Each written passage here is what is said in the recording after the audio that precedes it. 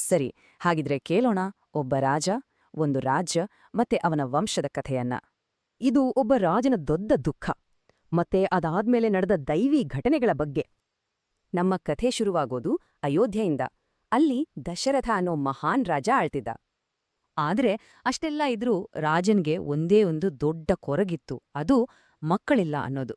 ಇದಕ್ಕೆ ಪರಿಹಾರ ಹುಡುಕ್ತಾ ಋಷಿಗಳ ಸಲಹೆ ಪಡ್ಕೊಂಡು ಒಂದು ಪವಿತ್ರ ಯಜ್ಞ ಮಾಡೋಕೆ ನಿರ್ಧಾರ ಮಾಡಿದ. ಅದೇ ಪುತ್ರಕಾಮೇಷ್ಠಿ ಯಾಗ, ಅಂದ್ರೆ ಮಕ್ಕಳಾಗ್ಲಿ ಅಂತ ದೇವರಿಗೆ ಮಾಡುವ ಒಂದು ವಿಶೇಷ ಪೂಜೆ. ಆ ಯಜ್ಞದ ಬೆಂಕಿಯಿಂದ ಒಬ್ಬ ದೈವಿಕ ಪುರುಷ ಬಂದು ರಾಜನಿಗೆ ಒಂದು ಪವಿತ್ರ ಉಡುಗೊರೆ ಕೊಟ್ಟ. ರಾಜ ಆ ದೈವಿಕ ಪಾಯಸವನ್ನ ತನ್ನ 3 ರಾಣಿಯರಿಗೆ ಅಂದ್ರೆ ಕೌಸಲ್ಯೆ, ಕೈಕೇಯಿ ಮತ್ತೆ ಸುಮಿತ್ರೆಗೆ ಹಂಚಿದ. ಆ ಯಾಗದ ಫಲವಾಗಿ ದೇವರ ಆಶೀರ್ವಾದದಿಂದ 3 ರಾಣಿಯರು ಗರ್ಭಧರಿಸಿದರು.